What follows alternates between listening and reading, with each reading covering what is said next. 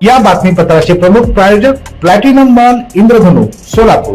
सोलापुरातील सर्वात प्रतिष्ठित इंद्रधनु सोसायटीचा नवीन भव्य कमर्शियल प्रोजेक्ट आता रेल्वे स्टेशनच्या अगदी शेजारी शहराच्या मध्यवर्ती ठिकाणी.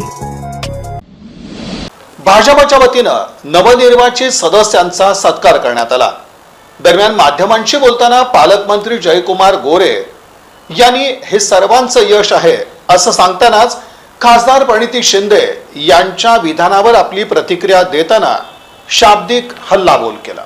सोलापूर महानगरपालिका निवडणुकीत विजयी उमेदवारांच्या सत्कार समारंभाचं भाजपकडून आयोजन करण्यात आलं होतं. या दरम्यान मार्गदर्शन करताना पालकमंत्री जयकुमार गोरे यांनी आवेशपूर्ण भाषण केलं.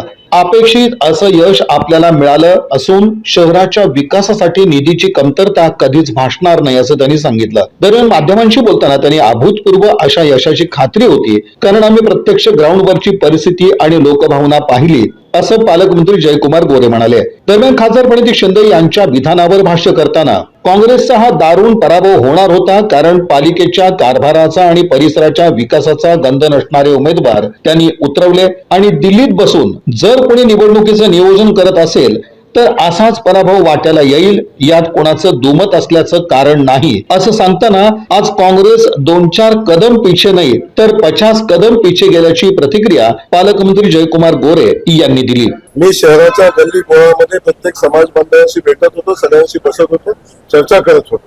तेव्हा आपण पाहिलं असेल की आमचे खास करून इथं देवेंद्र कोटेजी उभे आहेत. त्या माणसाचा शहराचा प्रचंड मोठा अभ्यास, अगदी गल्ली बोळाचा, छोट्या छोट्या समाजाचा, प्रत्येक व्यक्तीचा अभ्यास असणारा एक लोकप्रतिनिधी आमच्यासोबत निवडणूक करत होता. पण अशा वेळी काँग्रेस पक्षाचा उमेदवार कोण आहे हे सुद्धा त्यांना माहिती. काँग्रेस पक्षाच्या प्रचाराच्या मोहिमेमध्ये ते सहभागी झाले. या शहरामध्ये जाहीरनामा काय असावा, शहराला काय पाहिजे याची माहिती नाही. अशी माणसं दिल्लीत बसून जेव्हा या निवडणुकीचं नियोजन करतात तेव्हा याच्यापेक्षा चांगला निकाल येऊ शकत नाही माझी खात्री होती आणि तेव्हा ती माझी खात्री मी व्यक्त केली.